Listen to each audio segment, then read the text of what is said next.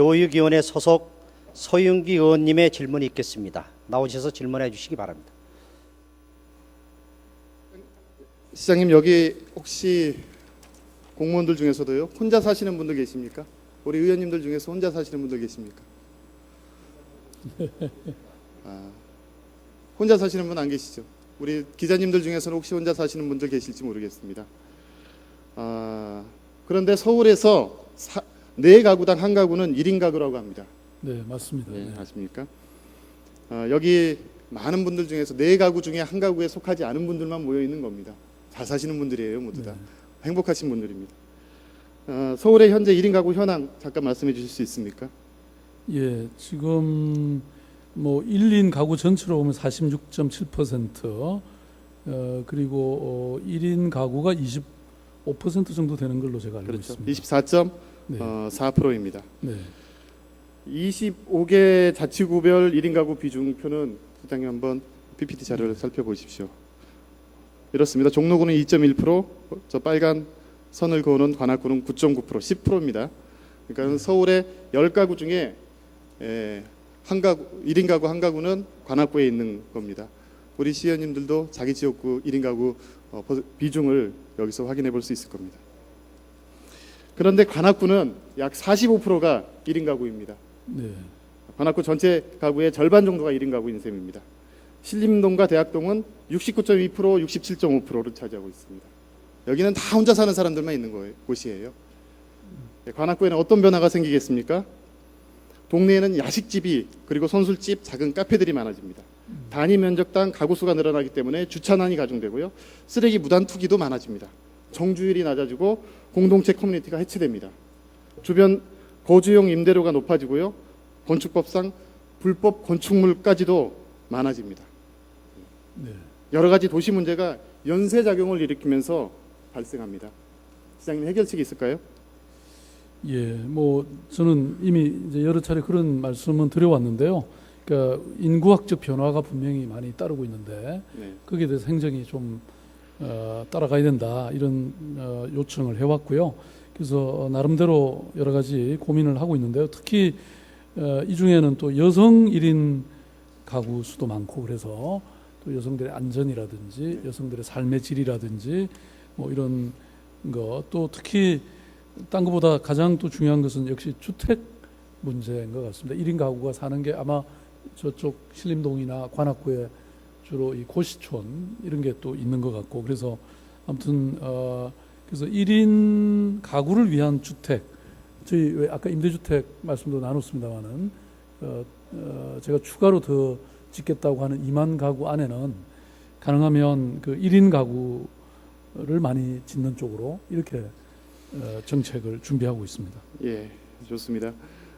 최근에 시정개발연구원, KDI, 그다음에 LG경영연구원 등 각종 연구소에서 1인 가구 증가에 주목해서 각종 연구소들을 급격히 대량으로 생산해내고 있습니다.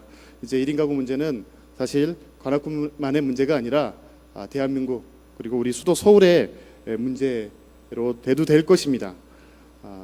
조금 더 구체적으로 1인 가구 정책에 대해서 고민해 봐야 할 때가 됐습니다.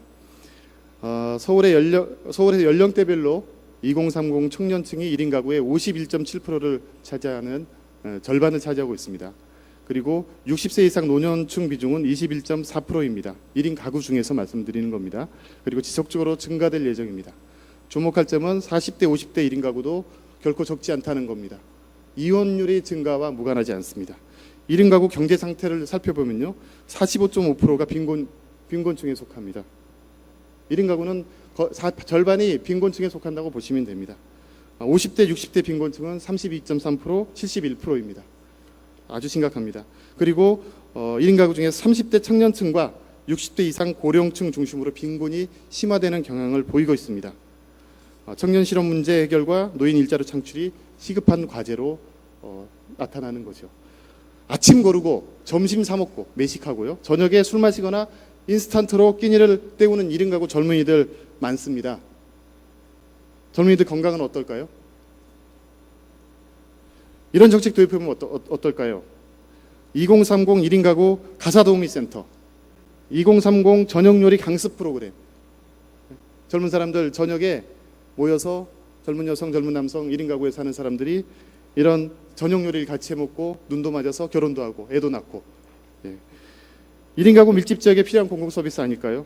40대, 50대 이혼 인구가 늘어납니다. 이들 중 남성은 같은 연령대 가족과 함께 사는 남성보다 심장마비 사망률이 3배가 높답니다. 다시 말해서, 쉽게 말해서 혼자 사는 이혼남은요, 심장마비 사망률이 3배가 높은 거라는 말입니다. 그냥 개인의 건강관리 잘못하실까요? 그렇지 않습니다.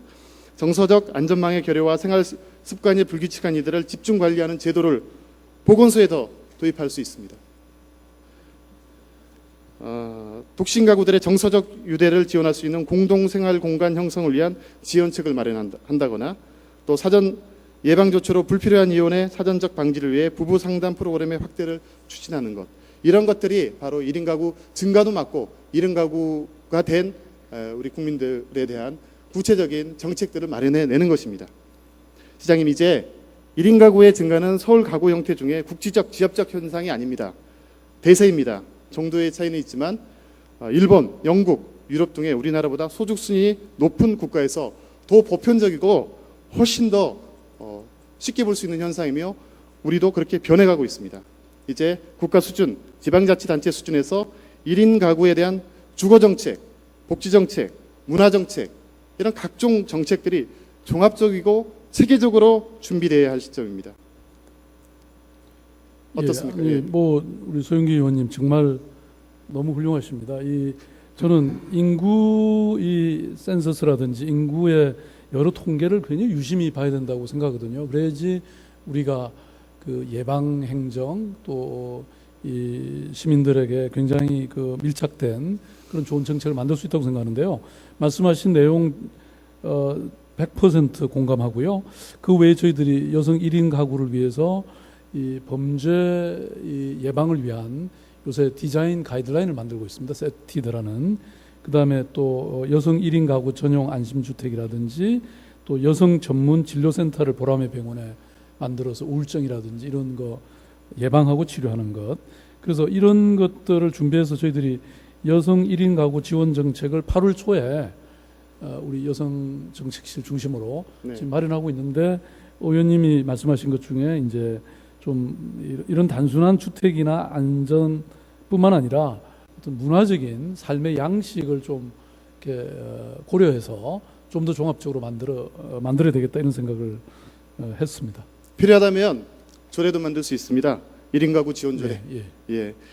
이런 종합 대책을 조속히 추진하고 그 결과를 우리 의회에 보고해 주시면 감사하겠습니다.